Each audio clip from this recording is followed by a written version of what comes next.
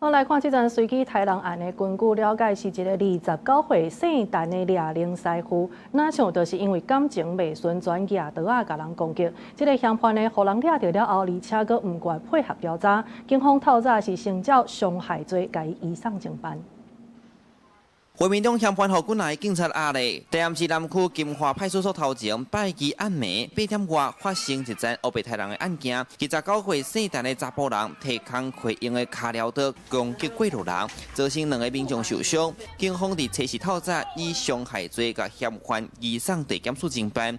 台南市长黄伟哲嘛肯定员警及时处理的表现，告警局慰问。例如前往的就直接往前抓住对方，使出那个大外割的方式，把对方压制在地面上，然后后续就同仁都陆续上来把对方压制。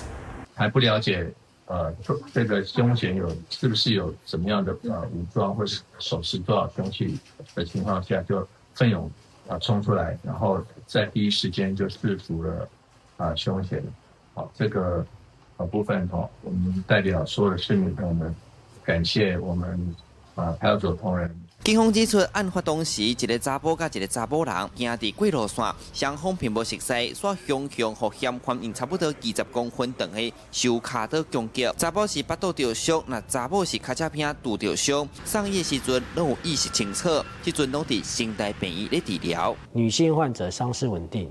男性患者目前于加护病房接受密切观察及积极治疗。初步了解，姓陈的嫌犯是台南人，是兼咧做掠卡底师傅。犯案工具是工课咧用的家私。嫌犯哪像是因为感情问题、精神状况无稳定犯案，不过到达也是唔愿讲出动机。相关细节，警方搁咧厘清。嫌犯的比较不配合的部分呢，他这个回答大概都以单字来回答而已，就是没有。